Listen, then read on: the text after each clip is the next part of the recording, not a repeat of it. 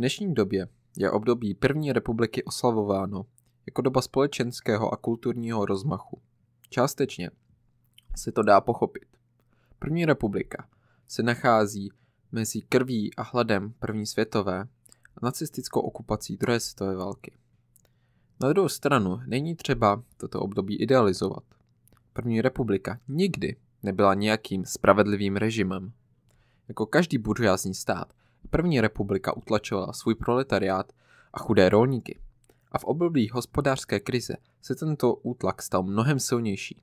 Pojďme tedy uvést několik příkladů takového útlaku ze strany demokratické republiky.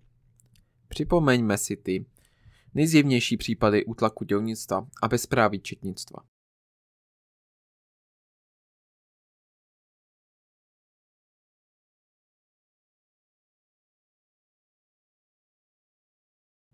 K tomuto všemu musíme připočíst nespočet dalších případů, kde byly pouze zabiti jednotlivci nebo zraněny desítky lidí.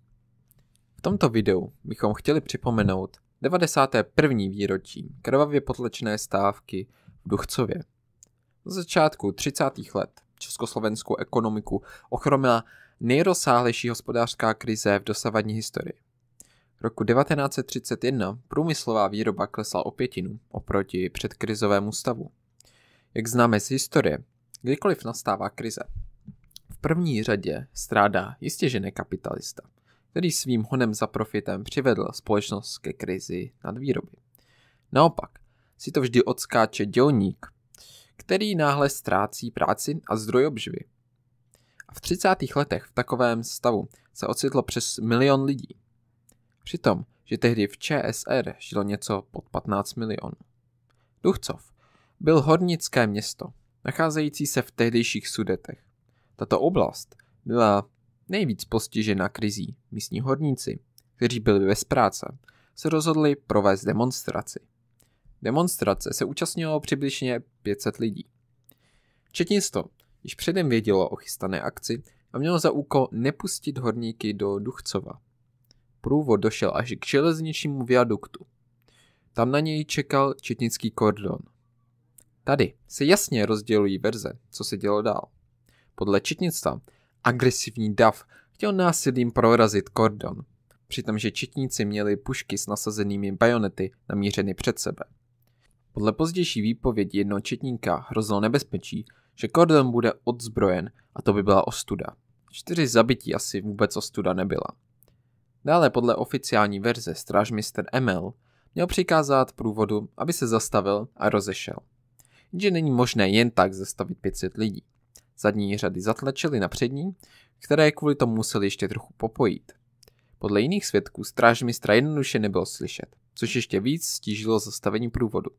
A dokonce, kdyby vše bylo slyšet ideálně, tak stejně by nešlo rychle se rozejít, protože za průvodem byl ještě jeden kordon, který hlídal demonstraci. A jenom kvůli tomu, že se průvod nedokázal ihned zastavit, četníci začali okamžitě střílet. Ti, kteří chtěli pomoci zraněním, byli od nich odháněni klidně i bajonety. Mírová demonstrace, která chtěla vyjádřit nesouhlas s bídou a hladem, byla rázem přeměněna v masakr nevinného obyvatelstva.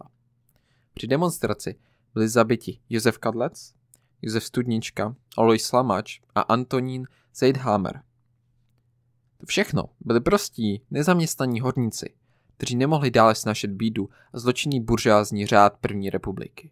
A jak si pamatovali lidé na tuto dobu?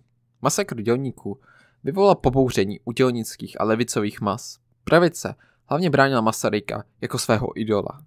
Později v roce 1932 duchcovští horníci dosáhli určitých úspěchů po velké mostevské stávce. V roce 1948 byl železniční viadukt prohlášen za národní památku. Později v 50. letech byl poblíž postaven památník tehdejším událostem. V roce 1995 byl viaduktu odebrán status národní památky. Takto se nová buržoázní vláda rozhodla zapomenout na opravdové hrdiny naší vlasti.